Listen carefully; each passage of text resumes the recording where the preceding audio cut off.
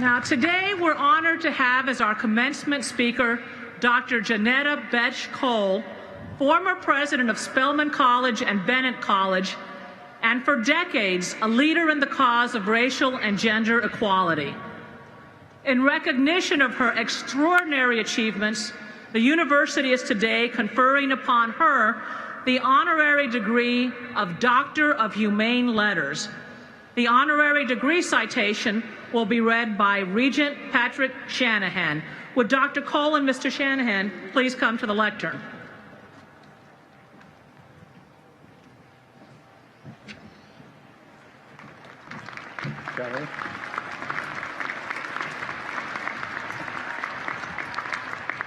Johnetta Betsch Cole, scholar, educator, and humanitarian.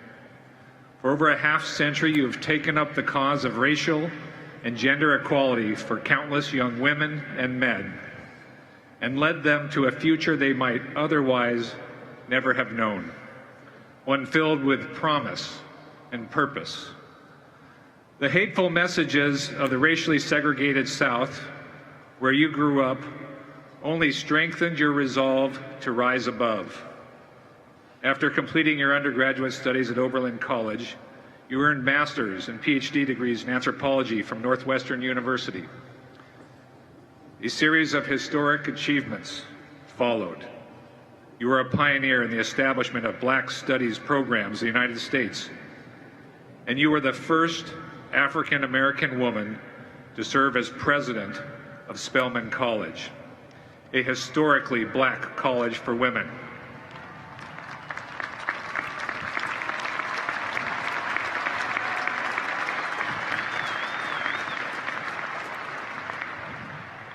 Under your leadership, Spelman was named the top liberal arts college in the South. You returned to teaching in 1998 as a professor of anthropology, women's studies, and African American studies at Emory University in Atlanta. And in 2002, you were selected as the president of Bennett College. For the past 8 years, you have served as the director of the Smithsonian National Museum of African Art. In your roles, in the streets, in the halls of academia, and in the corporate boardrooms, you have written and spoken forcefully and persuasively about discrimination, inequality, and social justice. Moreover, you have dedicated yourself to ensuring that others can walk through the doors you have opened. From your fire, they have lifted an ember to light their own fires.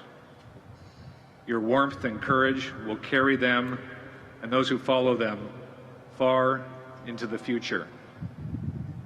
For your groundbreaking career and service as a teacher, scholar, university president, and a leader of one of the nation's landmark national art museums, for your wisdom and generosity, and for reaching out to take the hand of those behind you and lead them forward, the University of Washington is proud to confer upon you the degree of Doctor of Humane Letters, honoris causa.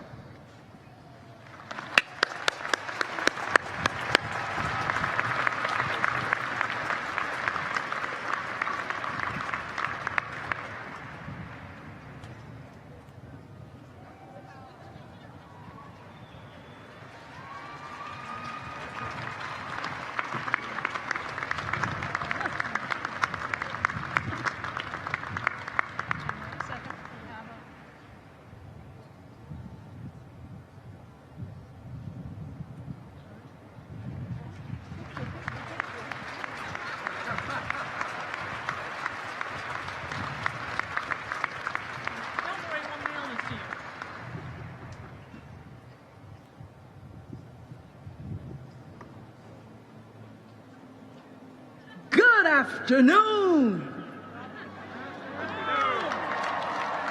Now, where I grew up, in the southern part of this great country, we would call this a great getting up afternoon.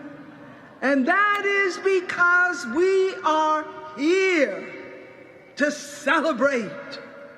We are here to to celebrate each of the graduates in my class of 2017. So, my fellow graduates, you stayed the course. You did the work. And now comes the reward of receiving a degree from the University of Washington. I turn now to greet the Sister President, Anna Marie Corse. I acknowledge the regents, faculty, staff, students, alumni, and friends of this great public research university. A special greeting from the bottom of my heart to the families of today's graduates. You have stood by these women and men. You have believed in them when they weren't sometimes sure they believed in themselves. And some of you have been a human ATM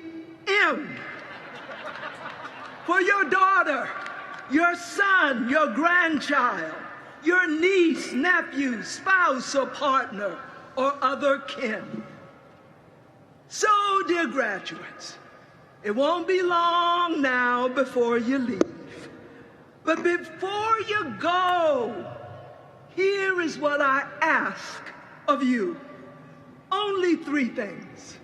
First, that you take care of yourselves. Secondly, that you take care of others. And thirdly, that you take special care to respect and celebrate the beauty and strength in human diversity that is found all over our country and our world. Now, when I ask you to take care of yourself, it is not a call for you to become egocentric, that is to only think of yourself or to become self-centered. But I am calling on you to take care of your minds, your bodies, and yes, your souls. You graduate today because you've completed different courses of study. And whether you go on to more formal education or not, I urge you to never stop learning. That is how you really take care of your mind. Indeed, when you have no more questions, when you're no longer curious about countless matters, then the best part of living is done. Albert Einstein once said, "I have no special talent. I am only passionately curious."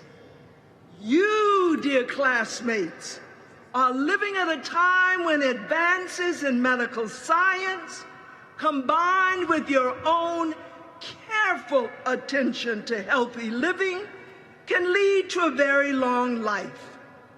And just as you need to take care of your physical selves, I must also urge you to take care of your souls. Now, one of the ways you can surely do that is to fall in love or continue to be in love with the arts.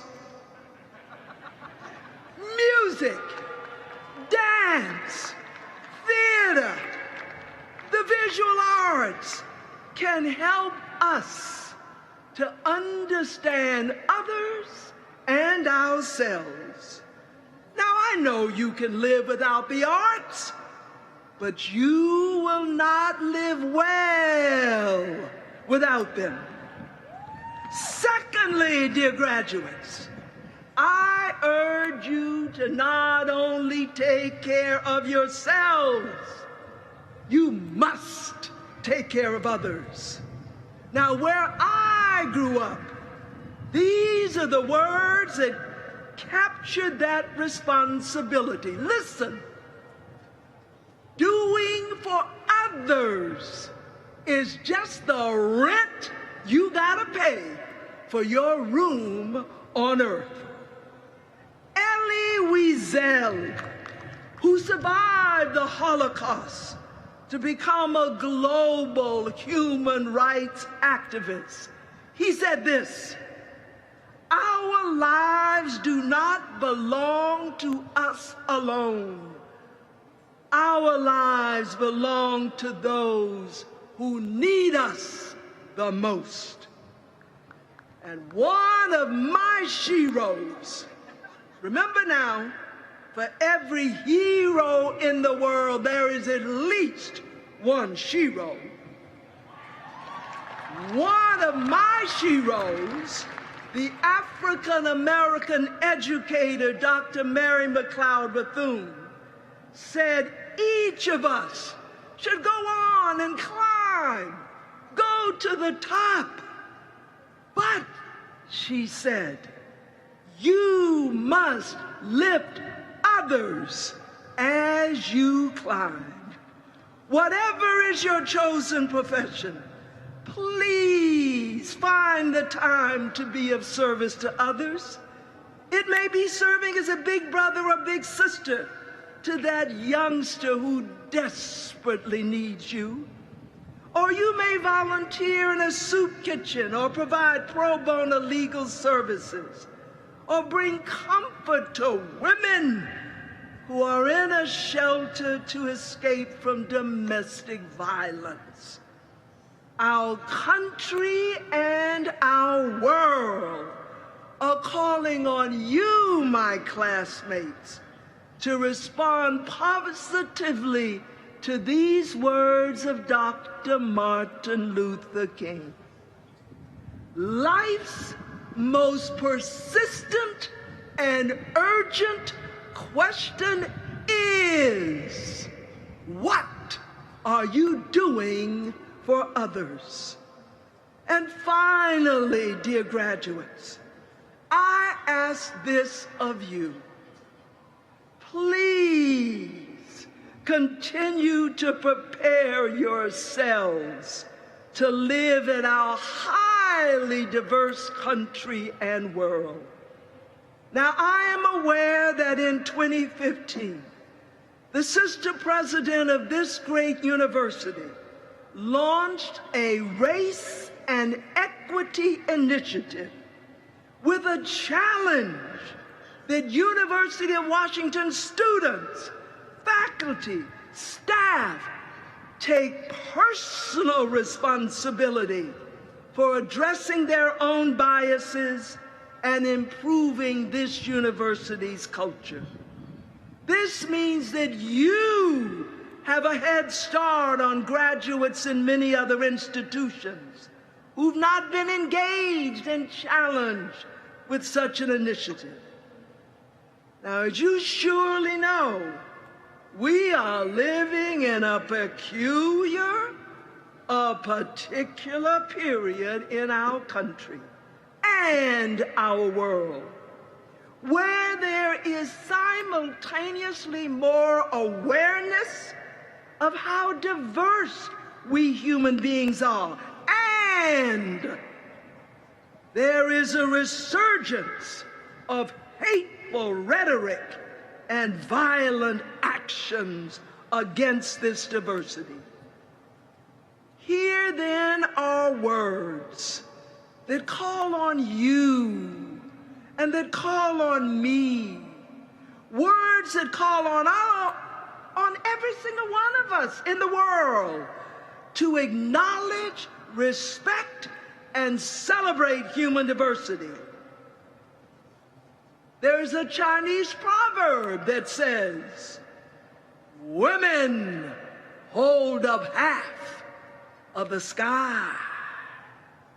Cesar Chavez, the Chicano farm worker and civil rights activist, said this: preservation of one's own culture does not require contempt or disrespect for other cultures.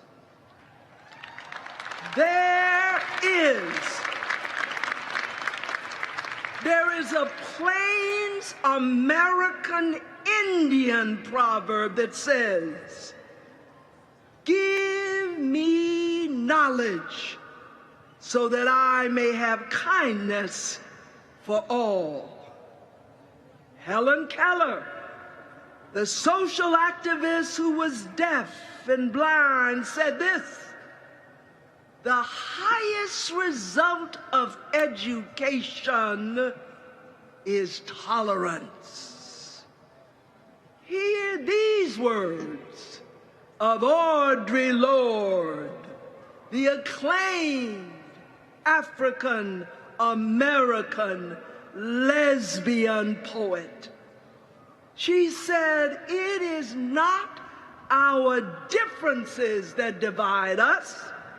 It is our inability to recognize, accept, and celebrate those differences." And then a saying of Muslim origin: it takes a lot of different flowers to make a bouquet. And so now, before I go, I once again ask of each of you, my classmates, that you take care of yourselves, that you take care of others, and that you take special care to respect and celebrate the diversity in our nation and our world. Not from the top, not from the middle, but from the bottom of my heart. Congratulations, class of 2017.